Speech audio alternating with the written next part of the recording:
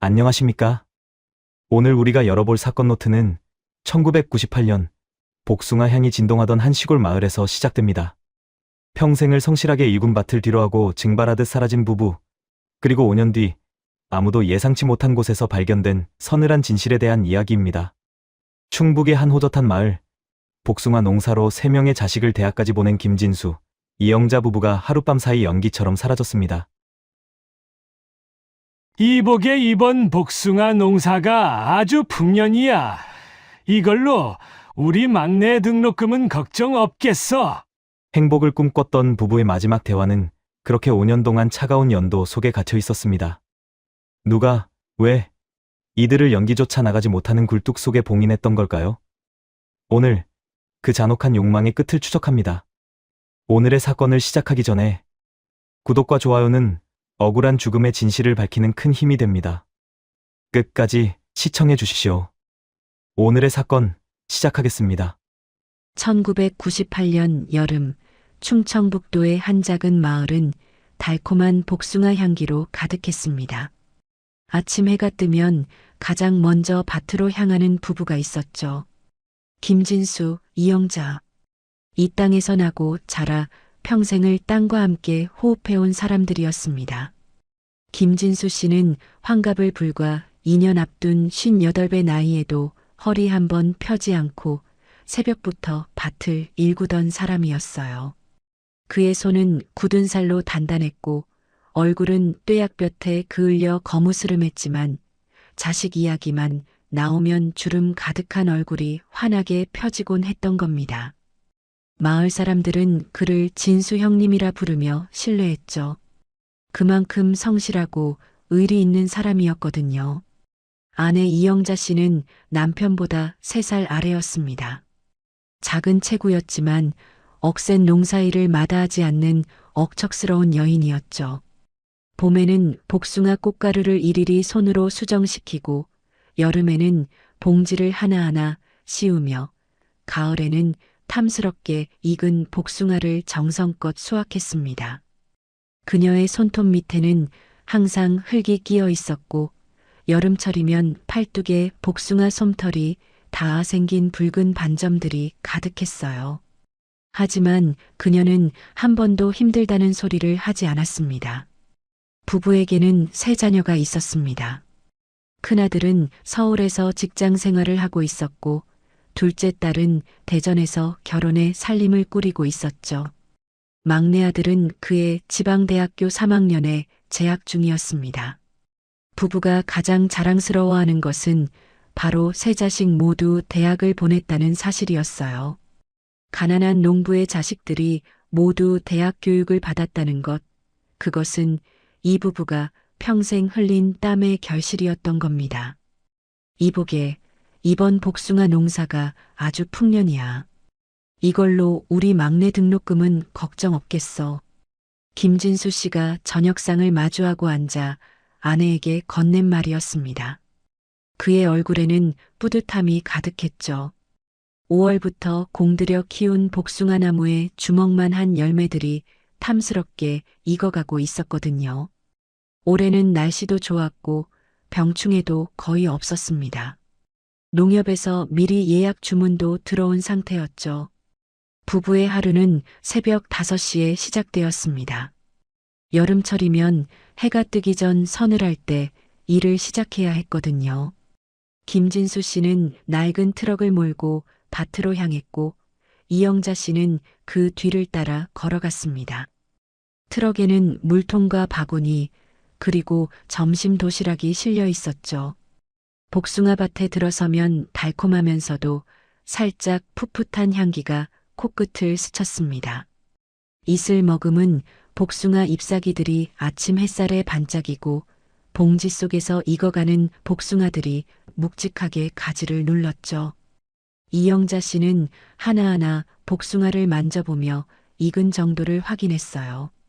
농사꾼의 손끝에는 온도계보다 정확한 감각이 있었던 겁니다. 점심때가 되면 밭 한켠 느티나무 그늘 아래 앉아 도시락을 펼쳤습니다. 보리밥에 된장찌개, 그리고 김치 몇 쪽.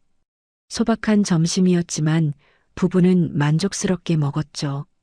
때때로 마을 이장님이나 이웃 농부들이 지나가다 인사를 건넸고 부부는 환하게 손을 흔들며 답했습니다. 진수 형님, 올해 복숭아 대박 나셨겠어요. 허허, 뭐 그저 그렇지. 자네네 밭은 어떤가? 그렇게 소소한 일상이 흘러갔습니다. 마을 사람들 눈에 김진수, 이영자 부부는 부러움의 대상이었어요.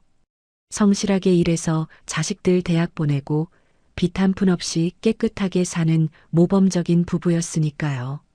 누가 봐도 평화롭고 행복한 노년을 보낼 것 같았습니다. 부부의 집은 마을 중심부에서 조금 떨어진 곳에 있었습니다. 30년도 더 된 시멘트 블록집이었지만 이영자 씨가 늘 깨끗하게 청소해서 단정했죠. 마당에는 고추와 상추를 심은 텃밭이 있었고 장독대에는 간장과 된장 항아리가 줄지어 있었습니다. 대문 옆에는 빨간 백일홍이 피어 있었고 평상 위에는 수박 한 통이 시원하게 놓여 있었어요. 저녁이 되면 부부는 안방에 앉아 텔레비전을 보거나 라디오를 들었습니다. 김진수 씨는 농사 관련 프로그램을 즐겨봤고 이영자 씨는 드라마를 좋아했죠.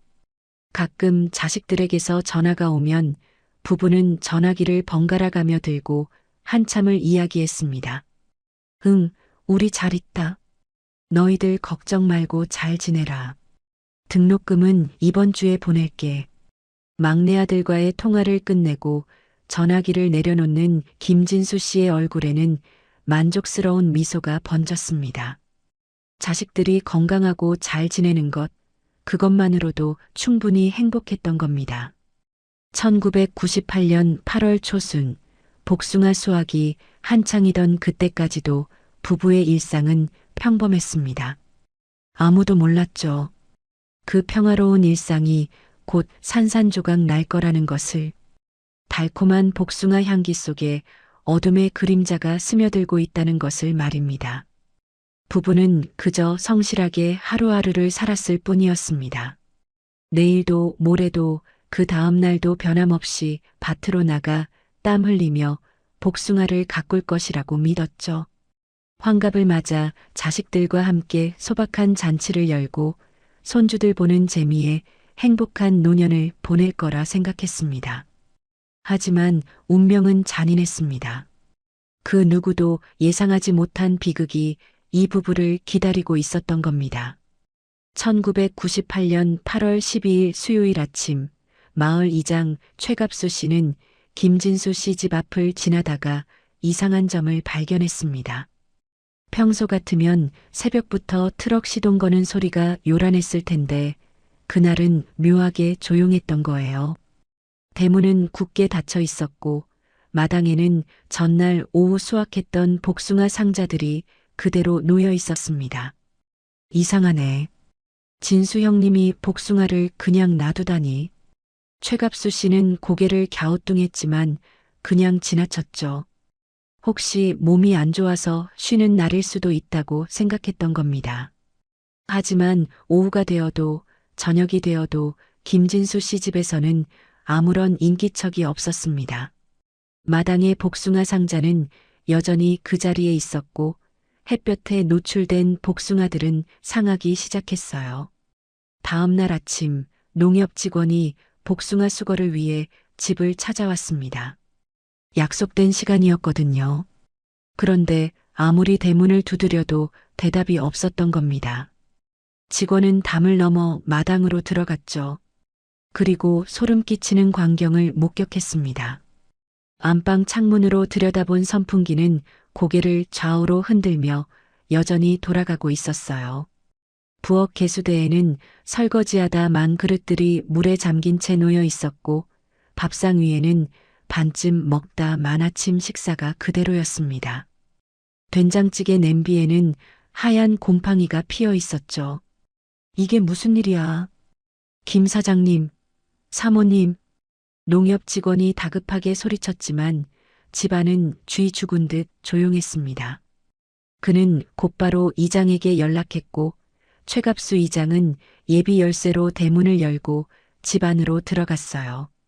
현관문은 잠겨 있지 않았습니다. 손잡이를 돌리자 삐걱거리는 소리와 함께 문이 열렸죠. 집 안으로 들어서자 코를 찌르는 냄새가 밀려왔습니다. 상한 음식 냄새, 곰팡이 냄새, 그리고 며칠간 환기하지 않은 방의 눅눅한 공기. 안방 선풍기는 여전히 돌아가고 있었지만 정작 사람은 어디에도 없었던 겁니다. 더욱 기묘한 것은 집 안 곳곳에 남겨진 흔적들이었어요. 안방 이불은 아직 개지 않은 채 구겨져 있었고 베개에는 머리 자국이 선명하게 남아 있었습니다. 옷장문은 열린 채였고 이영자 씨가 평소 입던 앞치마가 방문 손잡이에 걸려 있었죠. 마치 잠깐 나갔다 올 것처럼 모든 게 그대로였습니다. 부엌 냉장고를 열어보니 신선한 채소들이 가득했어요. 이영자 씨가 며칠 전 시장에서 사온 것들이었죠. 김치 냉장고에는 갓 담근 깍두기가 들어 있었고 싱크대 선반에는 설거지 세제와 수세미가 가지런히 놓여 있었습니다. 누가 봐도 곧 돌아올 사람들의 집이었던 겁니다. 안방 화장대 위에는 이영자 씨의 지갑이 놓여 있었습니다. 지갑을 열어보니 현금 10만 원과 통장, 신분증이 그대로 들어 있었어요. 김진수 씨의 낡은 가죽 지갑도 거실 탁자 위에 있었죠. 그 안에도 5만 원권 몇 장과 농협 통장이 고스란히 들어 있었습니다. 이럴 수가. 돈도 지갑도 다 놔두고 어디 간 거야? 최갑수 이장은 당황스러움을 감추지 못했습니다. 더욱 이상한 건 거실 선반 위에 놓인 구형 무선 전화기였어요. 부부가 자식들과 연락할 때 쓰던 소중한 물건이었는데 그것마저 그대로였던 겁니다. 만약 외출할 계획이었다면 전화기라도 챙겨갔을 텐데 말이죠. 마당으로 나온 이장의 시선이 평상 위에 멈췄습니다. 그곳에는 수박 한 통이 썩어가고 있었어요. 여름 햇볕에 노출되어 표면이 갈라지고 파리때가 꼬여 있었죠. 평상 밑에는 김진수 씨가 신던 낡은 고무신 한 켤레가 가지런히 놓여 있었습니다. 복숭아밭으로 가는 길목에는 김진수 씨의 트럭이 주차되어 있었어요. 차 안을 들여다보니 작업용 장갑과 물통, 그리고 빈 바구니가 실려 있었습니다. 트럭 키는 시동 구멍에 꽂힌 채였죠. 마치 금방이라도 시동을 걸 것처럼 말입니다. 오후 3시 경찰에 실종 신고가 접수되었습니다. 큰아들이 회사에서 급히 내려왔고 대전에 사는 딸도 달려왔어요. 자식들은 부모님이 사라진 집을 보며 오열했습니다. 아버지, 어머니, 대체 어디 계세요? 큰아들의 외침이 텅 빈 집안을 울렸지만 메아리만 돌아올 뿐이었죠.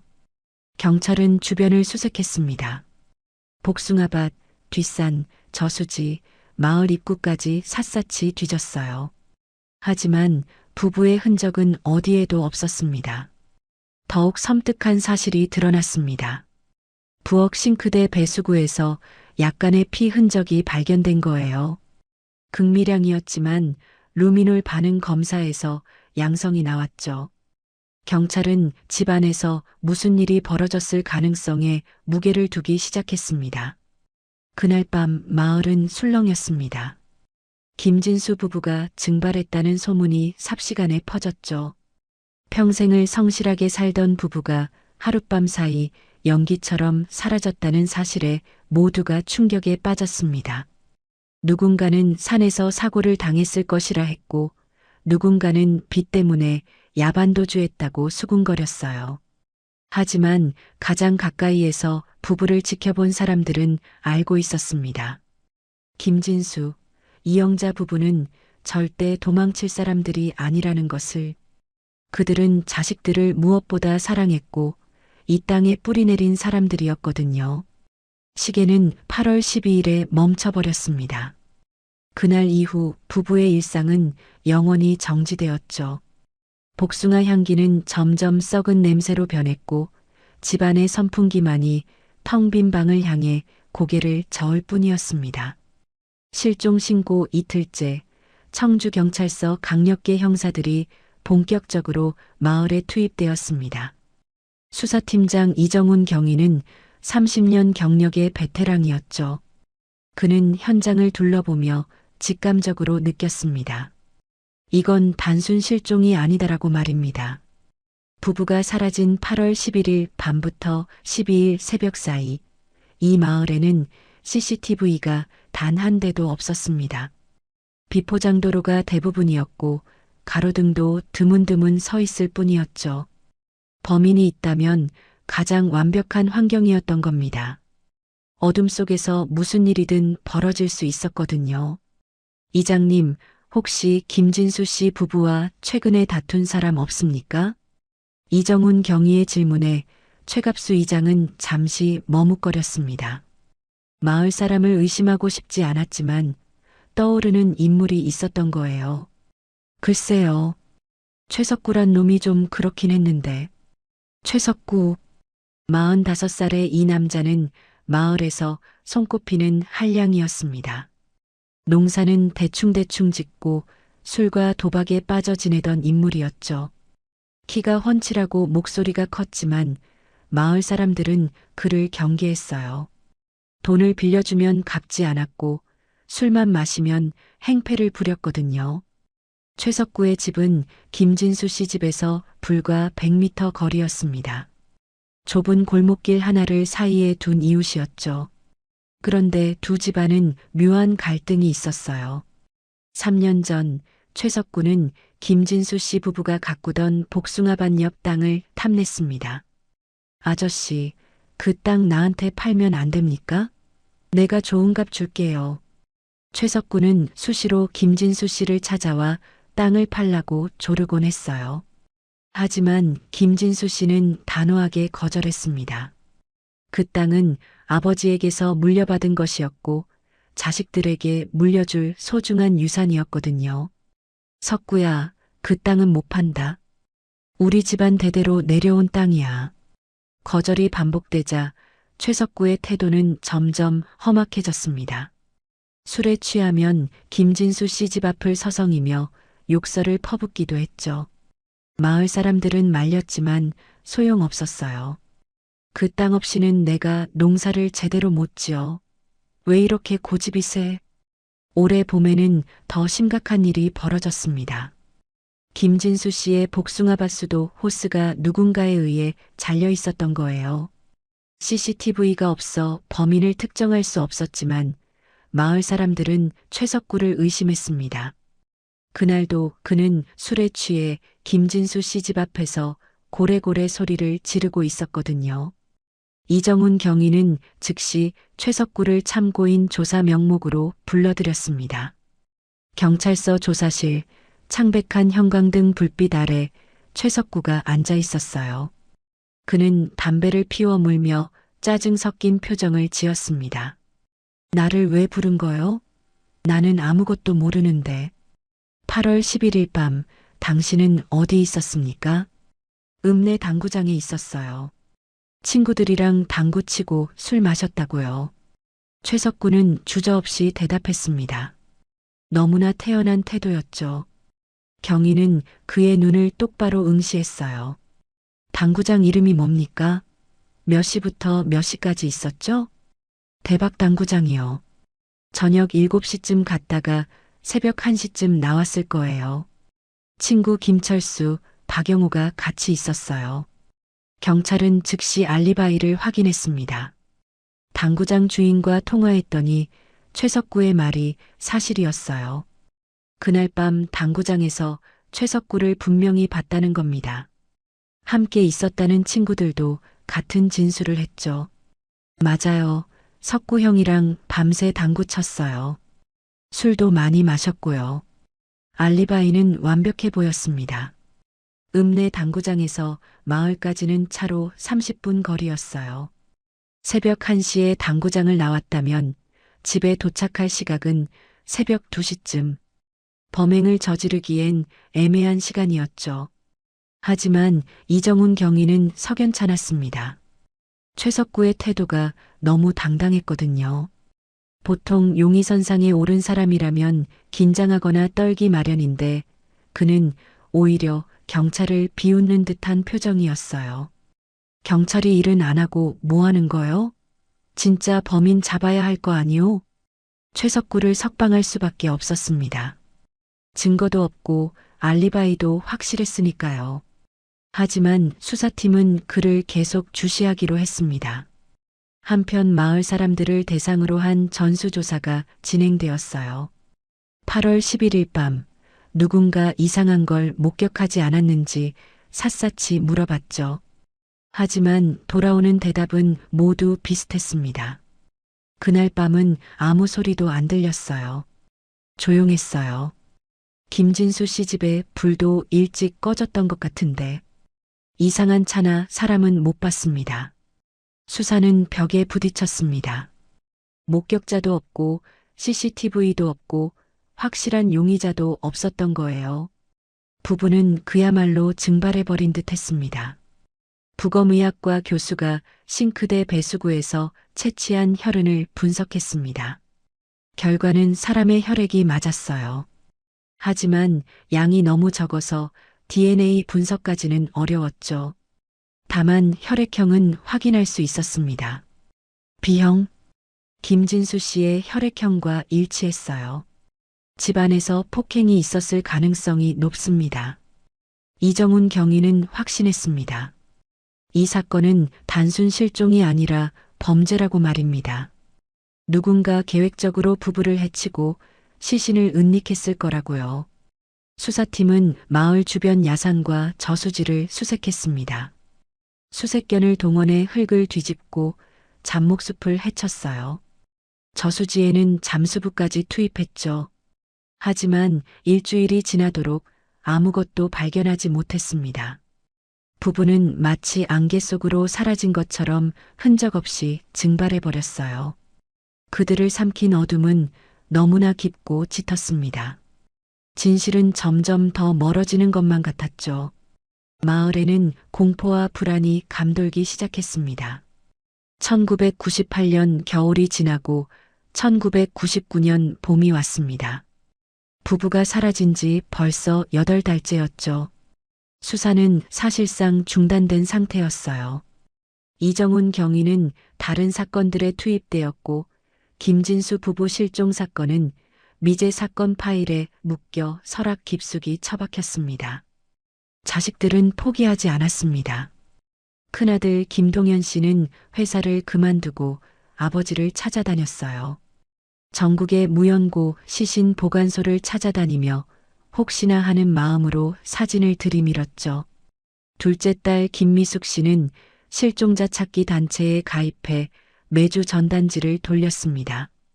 막내 아들은 학교를 휴학하고 마을로 내려와 주변 산과 들을 매일 헤맸어요. 하지만 시간이 흐를수록 희망은 점점 사라져갔습니다. 찾을수록 아무것도 나오지 않았거든요. 부부는 마치 이 세상에 존재했던 적이 없는 사람들처럼 완벽하게 증발해버렸습니다. 그러던 1999년 8월 정확히 실종 1년이 되던 시점에 충격적인 사실이 발견되었습니다. 큰아들 김동현 씨가 부모님 통장을 정리하다가 이상한 점을 발견한 거예요. 아버지 농협 통장에 있던 3천만 원이 모두 인출되어 있었던 겁니다. 이게 대체 무슨... 김동현 씨는 손이 떨렸습니다. 통장 내역을 자세히 보니 1998년 8월 14일 부모님이 실종된 지 사흘째 되는 날 전액이 인출되어 있었어요. 그것도 한꺼번에 말이죠. 그는 즉시 경찰서로 달려갔습니다. 이정훈 경위는 통장 내역을 보고 깜짝 놀랐어요. 어떻게 이런 중요한 단서를 놓쳤단 말인가. 초동 수사 때 통장 잔액은 확인했지만 상세 내역까지 뽑아보지 않았던 겁니다. 이건 면식범의 소행이 확실합니다. 경위는 확신에 찬 목소리로 말했습니다. 통장과 도장을 알고 있는 사람이 아니면 불가능한 일이었거든요. 더군다나 인출 시점이 실종 직후라는 것은 범인이 부부를 해치고 곧바로 돈을 빼돌렸다는 증거였습니다. 수사팀은 즉시 해당 농협지점으로 향했습니다. 지점장에게 1998년 8월 14일 CCTV 영상을 요청했죠. 1년 전 기록이라 이미 삭제되었을 거라 생각했는데 다행히 보관 기한이 남아 있었어요. 낡은 VHS 테이프를 재생하자 흐릿한 흑백 화면이 나타났습니다. 오전 11시 23분 한 남자가 은행 안으로 들어왔어요. 그는 벙거지 모자를 깊숙이 눌러 쓰고 있었고 얼굴 대부분이 가려져 있었습니다. 남자는 ATM기 앞에 섰습니다. 주변을 두리번거리며 경계하는 듯한 모습이었죠. 그러고는 재빨리 카드를 넣고 비밀번호를 입력했어요. 화면에서 그의 손가락 움직임이 보였지만 각도 때문에 정확한 번호는 알 수 없었습니다. 인출이 완료되자 남자는 현금 뭉치를 재빨리 가방에 넣고 은행을 빠져나갔습니다. 전체 과정이 채 3분도 걸리지 않았어요. 마치 수없이 연습한 것처럼 능숙한 움직임이었죠. 이 자식? 계획적이었어. 이정훈 경위는 이를 갈았습니다. 영상을 반복해서 돌려봤지만 얼굴을 특정하기는 어려웠어요. 모자와 옷차림, 체격만으로 사람을 찾아내기란 불가능했습니다. 하지만 한 가지 단서가 있었습니다. 남자가 입은 체크무늬 셔츠와 낡은 청바지, 그리고 고무신. 마을 사람들이 흔히 입는 차림새였어요. 더군다나 체격을 보면 키가 175cm쯤 되고 어깨가 넓은 편이었습니다. 최석구, 그 자식이다. 경희의 머릿속에 최석구가 떠올랐습니다. 키와 체격이 비슷했거든요. 게다가 최석구는 김진수 씨 집을 드나들며 집안 사정을 훤히 알고 있었어요. 통장이 어디 있는지, 도장이 어디 있는지 다 알 수 있었던 겁니다. 경찰은 다시 최석구를 소환했습니다. 그는 짜증난 표정으로 조사실에 앉았어요. 또 나를 왜 부르는 거요? 나는 진짜 아무것도 모른다니까. 8월 14일 오전 11시, 당신은 어디 있었습니까? 집에 있었을 거요. 아니면 밭에 있었거나. 농협에 간 적 없습니까? 없어요. 나는 그날 은행 근처에도 안 갔어. 최석구는 발끈했습니다. 하지만 그의 알리바이는 여전히 모호했어요. 집에 혼자 있었다는 말만으로는 증명이 안 됐거든요. 경찰은 그의 집을 압수수색했습니다. 옷장, 서랍, 장롱 구석구석을 뒤졌어요. 하지만 3천만 원의 흔적은 어디에도 없었습니다. CCTV 속 남자가 입었던 체크무늬 셔츠도 찾을 수 없었죠. 어이, 경찰. 마음대로 남의 집을 뒤지면 어떡해. 영장 있어? 최석구의 아내가 고래고래 소리를 질렀습니다. 결국 경찰은 빈손으로 물러날 수밖에 없었어요. 결정적 증거가 없었으니까요. 마을에는 새로운 소문이 돌기 시작했습니다. 김진수 부부가 빚에 쪼들려서 도망간 거래. 그래, 돈 다 빼서 어디 숨어 사는 거야. 자식들한테 미안해서 죽은 척 하는 거지 뭐. 말도 안 되는 소문이었지만 사람들은 수군거렸어요. 시간이 지나며 동정심은 의심으로 변했고 안타까움은 냉소로 바뀌었습니다. 유가족들은 이중의 고통을 겪어야 했죠. 김동현 씨는 마을 어귀에서 주저앉아 울었습니다. 부모님은 돌아오지 않고 사람들은 손가락질하고 경찰은 수사를 포기했어요. 도대체 어디서부터 잘못된 걸까요? 단서는 나왔지만 진실은 더 멀어졌습니다. 통장 인출이라는 결정적 증거가 있었지만 범인은 교묘하게 얼굴을 감췄어요. 모든 것이 엇갈리고 꼬여만 갔습니다. 1999년 가을 사건은 다시 미제 사건함 속으로 들어갔습니다. 그리고 긴 침묵이 찾아왔죠.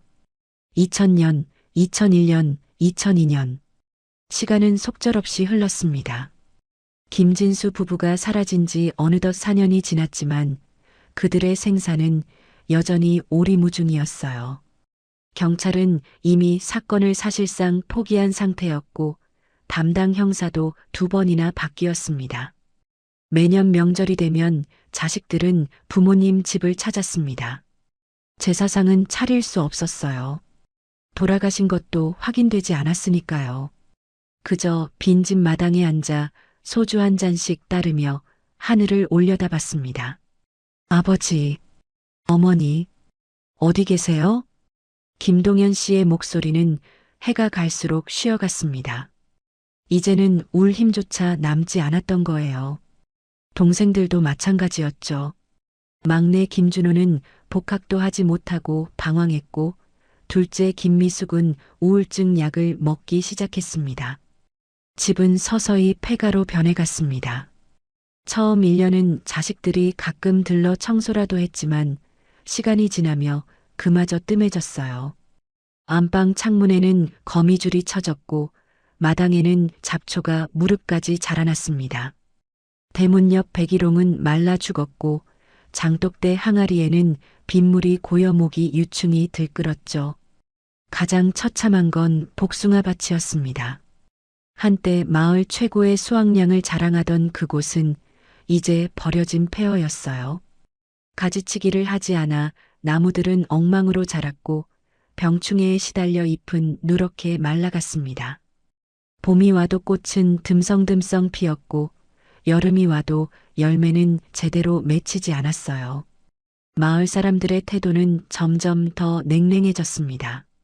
처음에는 동정과 안타까움이 있었지만 시간이 지나며 피로감으로 바뀌었죠. 또 왔네라는 시선이 유가족을 따라다녔습니다. 2001년 추석, 김동현 씨가 마을 슈퍼에 들렀을 때였어요. 계산대 앞에서 마을 안악들이 수군거리는 소리가 들렸습니다. 아직도 저러고 다니네. 부모가 도망간 주제에 염치도 없어. 그러게 말이야. 우리도 이제 지겹지 않아? 죽었으면 시체라도 나왔을 거 아니야. 3천만 원 들고 어디선가 잘 살고 있을걸. 자식들만 불쌍한 척하고. 김동현 씨는 라면 봉지를 든 채 굳어버렸습니다. 뒤통수를 얻어맞은 것 같았어요. 그는 돈을 내지도 않고 슈퍼를 뛰쳐나왔습니다. 차 안에서 핸들을 부여잡고 오열했죠. 우리 부모님은 절대 그런 분들이 아닌데. 하지만 세상은 그의 말을 믿어주지 않았습니다. 증거도 없고 시신도 없고 오직 사라진 돈만 있을 뿐이었으니까요. 의심의 씨앗은 점점 자라나 거대한 나무가 되었고 그 그늘 아래서 유가족들은 짓눌려 갔습니다. 2002년 봄 경찰서에서 한 통의 전화가 왔습니다. 김동현 씨 유감스럽지만 더 이상 적극적인 수사를 진행하기 어렵습니다. 미제 사건으로 분류하고 새로운 단서가 나오면 그때 다시. 전화를 끄는 김동현 씨는 허탈하게 웃었습니다. 결국 포기하라는 얘기였죠. 경찰도 마을 사람들도 심지어 친척들조차 이제 정리하고 살라고 말했습니다.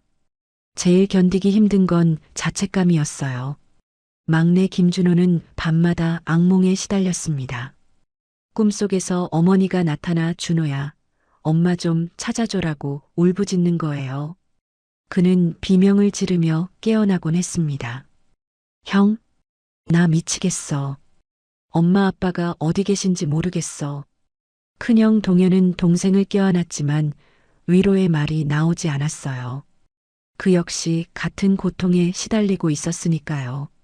날이 갈수록 무력감만 커졌습니다. 2002년 여름 가족회의가 열렸습니다. 서울의 작은 식당에 세 남매가 모였어요. 모두 초췌한 얼굴이었습니다. 김동현이 먼저 입을 열었습니다. 집을 팔아야 할 것 같아. 이렇게 버려두는 것도 부모님께 죄송하고. 김미숙이 고개를 저었어요. 오빠, 그 집 팔면 부모님 돌아오실 곳이 없잖아. 누나, 4년이야. 4년 동안 소식이 없어. 우리도 이제 살아야 해. 이러다 우리 다 무너져. 침묵이 흘렀습니다. 막내 준호가 떨리는 목소리로 말했어요. 형, 진짜 돌아가신 걸까? 아무도 대답하지 못했습니다. 인정하고 싶지 않았지만 마음속 깊은 곳에서는 모두 알고 있었어요. 4년이라는 시간, 그 긴 침묵의 의미를 말입니다. 결국 2003년 봄 집을 매물로 내놓기로 결정했습니다. 부동산에 연락했지만 쉽지 않았어요. 실종 사건이 있었던 집, 게다가 흉가 소문까지 돈 곳이라 아무도 거들떠보지 않았거든요. 이 집은 좀 그렇네요. 사건 집이잖아요. 중개인조차 난색을 표했습니다. 김동현은 가격을 대폭 낮췄어요. 시세의 절반도 안 되는 가격이었죠. 그래도 몇 달간 발길이 끊겼습니다. 그해 9월 드디어 한 외지인이 관심을 보였습니다. 서울에서 귀농을 준비하는 50대 부부였어요. 그들은 집값이 저렴하다는 점에 혹했죠. 흉가래도 상관없어요. 우리가 깨끗하게 리모델링할 거니까. 계약서에 도장을 찍는 순간 김동현의 눈에서 눈물이 흘렀습니다. 이제 정말 끝이구나. 부모님과의 마지막 연결고리마저 끊는 것 같았어요. 아버지, 어머니, 죄송합니다. 저희가 끝까지 못 찾았어요. 2003년 10월 새 주인이 입주했습니다.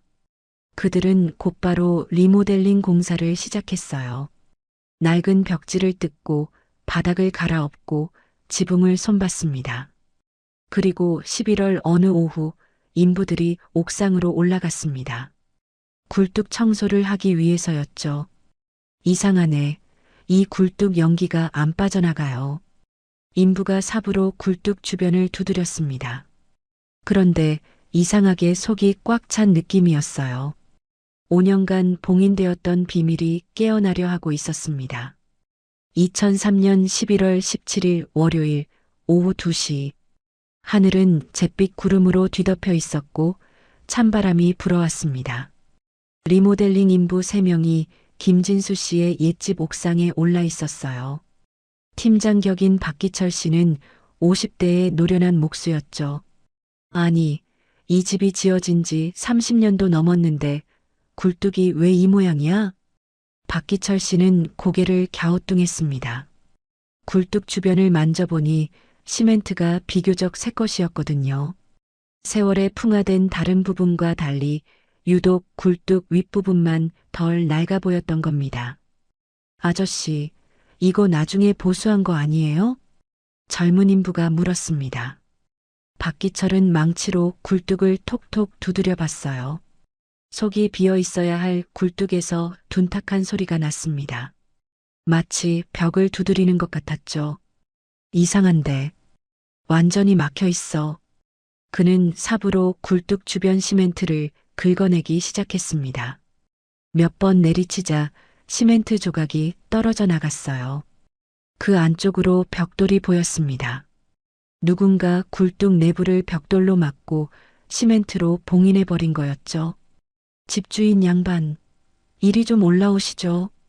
새 주인 정수만 씨가 사다리를 타고 옥상으로 올라왔습니다. 굴뚝을 본 그의 표정도 굳었어요. 이게 뭐야? 왜 굴뚝을 막아놨어? 저도 처음 봅니다. 보통은 이렇게 안 하거든요. 완전히 봉인을 해버렸네요. 박기철은 불안한 예감이 들었습니다. 30년 넘게 건축 일을 해왔지만 굴뚝을 이렇게 막아놓은 경우는 처음이었거든요. 더구나 이 집은 실종 사건이 있었던 곳 아닙니까? 그냥 다 부숴버립시다. 어차피 새로 해야 하니까. 정수만 씨의 지시에 인부들은 굴뚝을 허물기 시작했습니다. 해머드릴로 시멘트를 깨고 곡괭이로 벽돌을 하나씩 빼냈어요. 먼지가 자욱하게 일어났고 시멘트 가루가 얼굴에 달라붙었습니다. 그런데 벽돌 몇 장을 빼내자 이상한 냄새가 풍겨나왔어요. 오래된 곰팡이 냄새 같기도 하고 썩은 무언가의 냄새 같기도 했습니다. 인부들은 코를 막으며 뒤로 물러섰죠. 으액, 이게 무슨 냄새야? 쥐 같은 거 죽어서 썩은 거 아니에요? 박기철은 손전등을 꺼내 굴뚝 안을 비춰봤습니다. 어둠 속에서 무언가 하얗게 반짝이는 게 보였어요. 처음에는 쓰레기 봉투인 줄 알았습니다. 하지만 자세히 보니 청 같은 것으로 쌓인 커다란 덩어리 2개가 있었던 거예요. 이게 뭐지? 그가 조심스럽게 손을 뻗어 천을 만지는 순간 천이 사가 찢어지며 무언가 와르르 쏟아져 나왔습니다. 회백색의 단단한 무언가. 박기철의 눈이 커졌어요. 으악! 그는 비명을 지르며 뒤로 넘어졌습니다. 손에 닿았던 것은 사람의 뼈였거든요. 정확히는 갈비뼈와 척추뼈가 뒤엉킨 채 쏟아져 나왔던 겁니다. 뭐야? 무슨 일이야?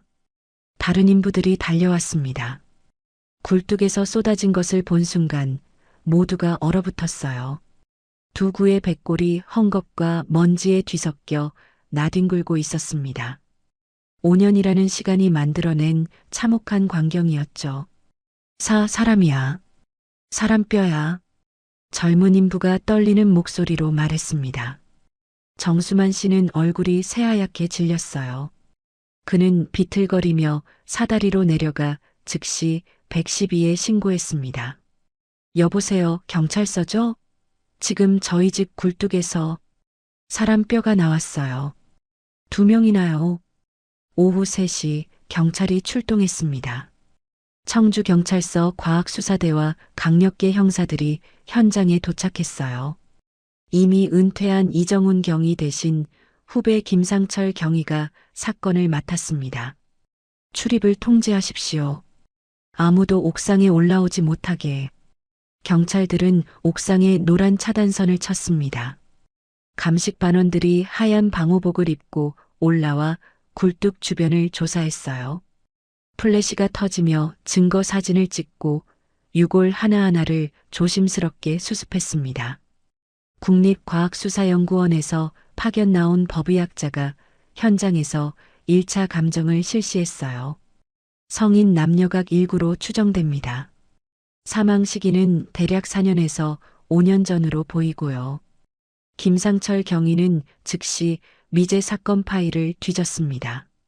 1998년 8월 실종된 김진수, 이영자 부부 사건. 모든 정황이 일치했어요. 유가족에게 연락하십시오. 오후 5시 서울에서 일하던 김동현 씨에게 전화가 왔습니다. 김동현 씨입니까? 청주경찰서 강력계입니다. 혹시 지금 통화 가능하신가요? 순간 김동현의 심장이 멎는 것 같았습니다. 5년을 기다렸던 전화. 하지만 그는 이미 알고 있었어요. 이런 전화는 좋은 소식이 아니라는 걸. 아버님과 어머님으로 추정되는 유골이 발견되었습니다. 댁의 굴뚝 안에서 전화기가 손에서 떨어졌습니다. 김동현은 그 자리에 주저앉아 울부짖었어요. 아버지, 어머니, 5년 동안 온 산천을 뒤지며 찾아 헤맸는데 부모님은 그 집 굴뚝 안에 있었던 겁니다. 자식들이 명절 때마다 찾아와 술잔을 따르던 바로 그 집, 그 지붕 위에 감춰져 있었던 거예요. 다음 날 굴뚝에서 추가 증거물들이 발견되었습니다. 부패한 옷가지, 신발, 그리고 이영자 씨가 차고 있던 금반지. 결정적으로 김진수 씨의 지갑도 함께 나왔어요. 신분증이 그대로 들어 있었습니다. DNA 감정 결과 유골은 김진수, 이영자 부부가 확실했습니다. 부검 소견에 따르면 두개골에서 둔기로 가격당한 흔적이 발견되었어요. 타살이 명백했던 겁니다. 범인을 찾아야 합니다. 반드시. 김상철 경위는 다짐했습니다. 5년 전 증거들을 다시 꺼내 살펴보기 시작했죠. 통장 인출 기록, CCTV 영상, 참고인 진술서, 그리고 한 가지 결정적 단서가 떠올랐습니다. 굴뚝을 봉인한 사람은 이 집의 구조를 정확히 알아야 했어요. 게다가 시신을 옮길 힘과 시간도 필요했죠. 범인은 멀리 있지 않았습니다. 유골 발견 다음 날부터 경찰은 전방위 재수사에 돌입했습니다. 김상철 경위는 5년 전 사건 기록을 밤새워 검토했어요. 그러던 중 놓쳤던 단서 하나가 눈에 들어왔습니다. 1998년 8월 부부 실종 직후 실시했던 마을 주민 전수조사 기록이었죠. 그 중에 박민호라는 28살 청년의 진술서가 있었어요. 당시에는 대수롭지 않게 넘어갔던 내용이었습니다. 8월 11일 밤 9시쯤 김진수 아저씨 댁에 들렀습니다. 복숭아 농사일로 조언을 구하려고요. 30분쯤 이야기하고 돌아왔습니다. 김상철 경위는 이 진술이 석연찮았어요. 실종 당일 밤 마지막으로 부부를 목격한 사람이 박민호였던 겁니다. 그런데 왜 이 청년을 제대로 조사하지 않았을까요? 기록을 더 뒤져보니 이유가 나왔습니다. 박민호는 마을에서 모범 청년으로 통했거든요. 군대를 제대하고 돌아와 부모님 농사를 성실히 돕던 젊은이였어요. 더구나 김진수 씨 부부와 각별한 사이였습니다. 부부는 자식 없는 박민호의 부모를 자주 도왔고 박민호는 제대 후 부부의 밭일을 거들며 친아들처럼 지냈죠. 민호야, 올해 복숭아 농사는 이렇게 하는 거야. 김진수 씨는 박민호에게 농사 기술을 아낌없이 전수했습니다. 박민호는 부부를 진짜 부모처럼 따랐어요. 그래서 경찰도 그를 의심하지 않았던 겁니다. 하지만 지금 상황은 달랐습니다. 박민호의 집이 어디죠? 김진수 씨 댁에서 100m 정도 떨어진 곳입니다. 100m? 골목길 하나만 건너면 닿는 거리였어요. 게다가 박민호는 부부의 집을 자주 드나들며 구조를 훤히 알고 있었습니다. 굴뚝의 위치도 옥상으로 올라가는 방법도 다 알고 있었던 거죠. 김상철 경위는 즉시 박민호를 소환했습니다. 오후 2시 조사실 문이 열리며 한 남자가 들어왔어요. 33살이 된 박민호는 여전히 평범한 농부의 모습이었습니다. 햇볕에 그을린 얼굴, 굳은 살 박힌 손. 박민호 씨, 앉으십시오. 박민호는 의자에 앉았습니다. 그의 손이 미세하게 떨리고 있었어요. 경위는 그 떨림을 놓치지 않았습니다. 1998년 8월 11일 밤 김진수 씨 댁에 다녀왔다고 진술하셨죠? 네, 맞습니다. 무슨 용건으로 갔습니까? 복숭아 농사에 대해 여쭤보려고요. 저희 집 복숭아 나무 잎이 누렇게 변해서. 그때 김진수 씨 부부는 어떤 상태였습니까? 평소와 똑같았습니다. 아저씨는 텔레비전 보고 계셨고 아주머니는 설거지하고 계셨어요. 박민호의 대답은 너무 자세했습니다. 5년 전 일을 마치 어제 일처럼 기억하고 있었던 거예요. 보통 사람이라면 가물가물할 텐데 말이죠. 몇 시에 집에 돌아갔습니까? 9시 반쯤이요. 그 이후로 김진수 씨 댁에 간 적 없습니까? 없습니다. 경위는 책상 서랍에서 한 장의 사진을 꺼냈습니다. 1999년 8월 농협 ATM기에서 찍힌 번거지 모자를 쓴 남자의 CCTV 사진이었죠. 이 사람이 누구 같습니까? 사진을 본 박민호의 얼굴이 순간 굳었습니다. 그는 입술을 깨물었어요. 모르겠습니다. 체격이 당신과 비슷해 보이는데요. 키 175cm, 어깨 넓은 편. 마을 사람들 체격이 다 비슷합니다. 경위는 두 번째 사진을 꺼냈습니다. 굴뚝에서 발견된 시신 옆에 있던 벽돌 사진이었어요.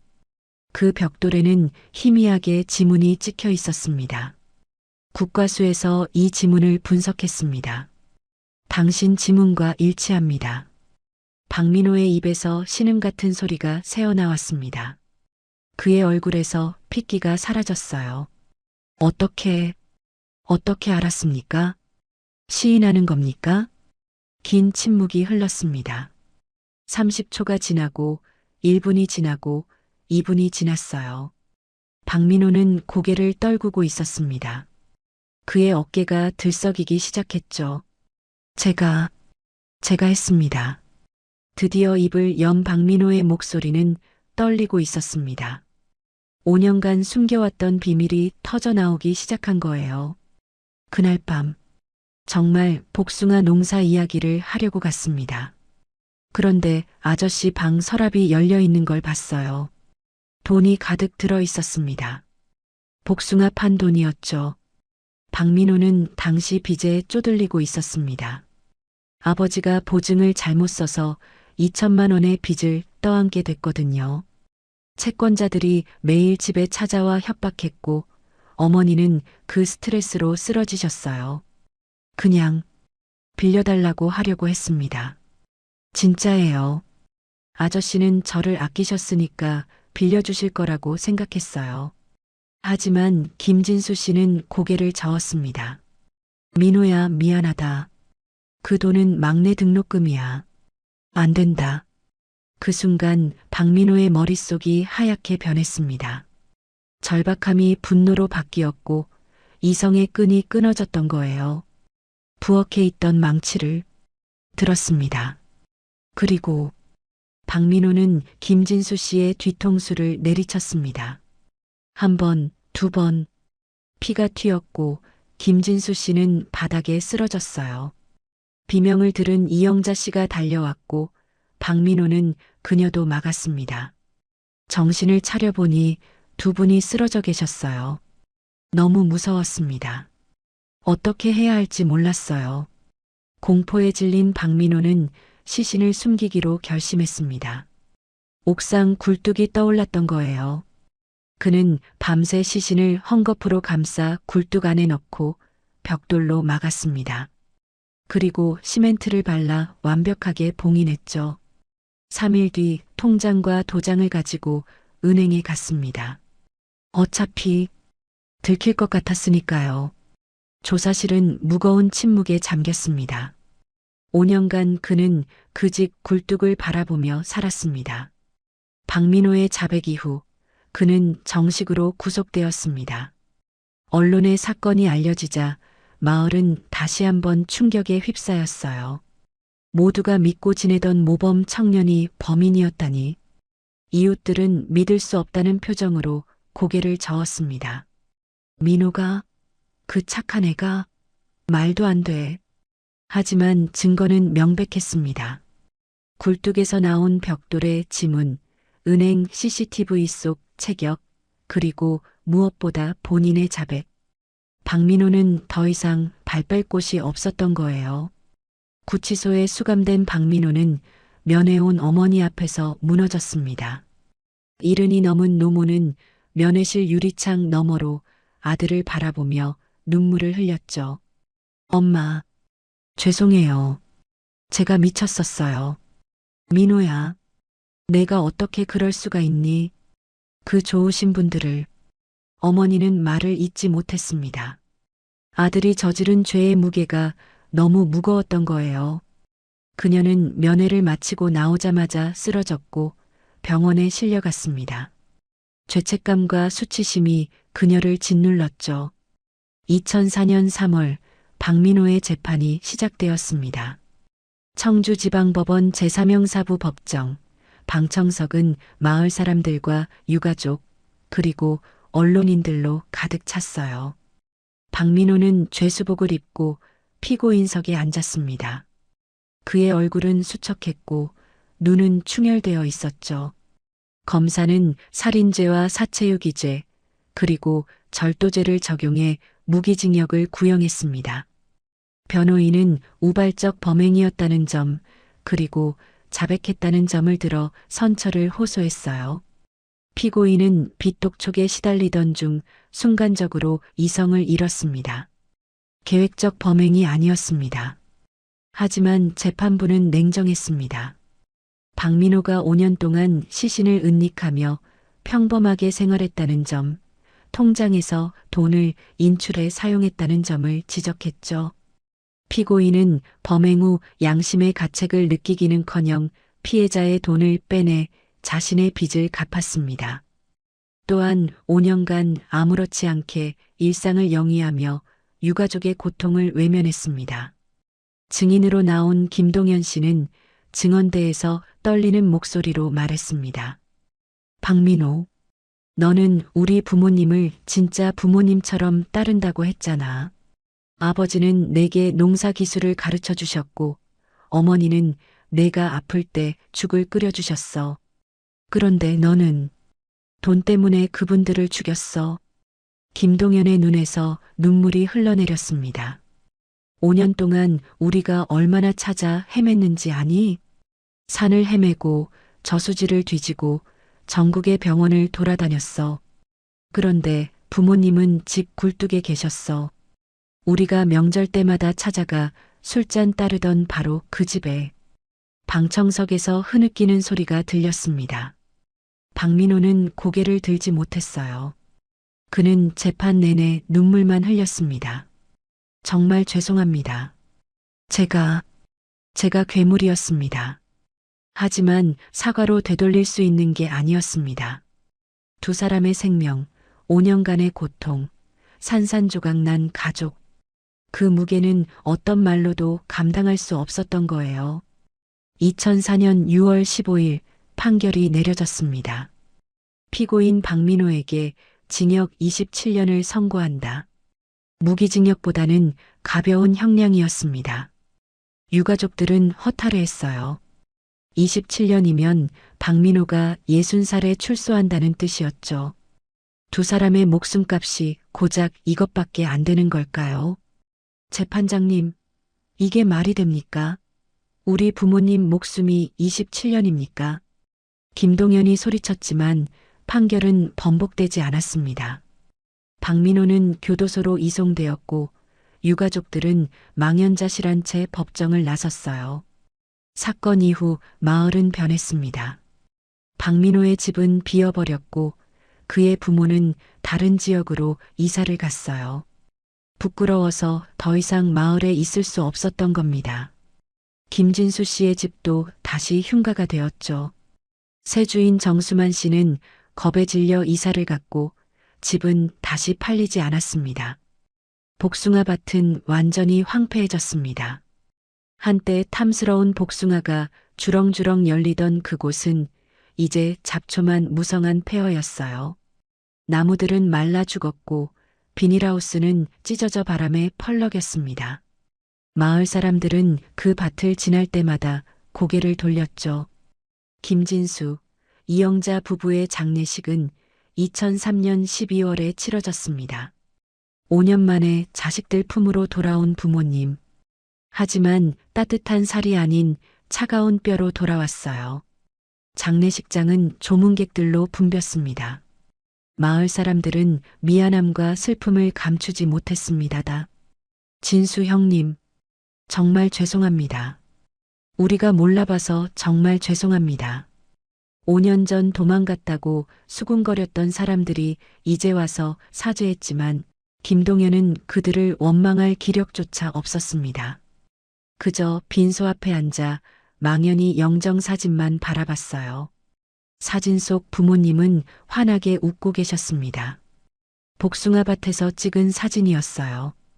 두 분은 서로 어깨를 기대고 행복한 표정을 짓고 있었어요. 그 미소가 너무 따뜻해서 김동현은 견딜 수가 없었습니다.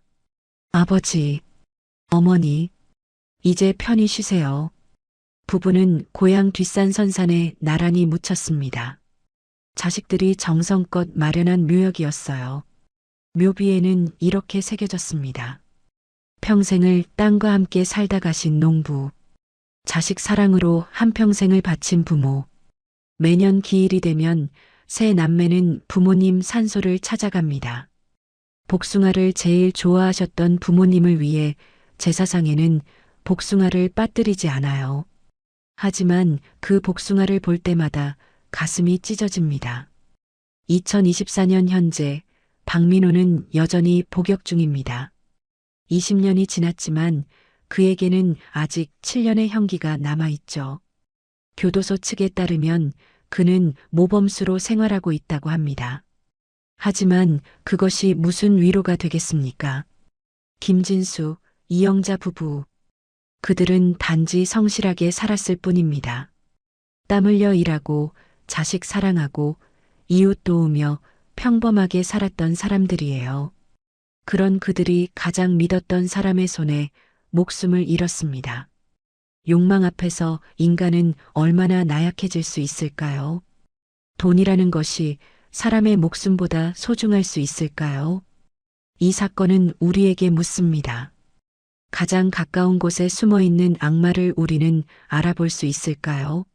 사건의 기록을 따라가며 가려진 조각들을 연결합니다. 그날 무슨 일이 있었는지 구독과 좋아요, 알림 설정은 이 기록을 이어가는 힘이 됩니다.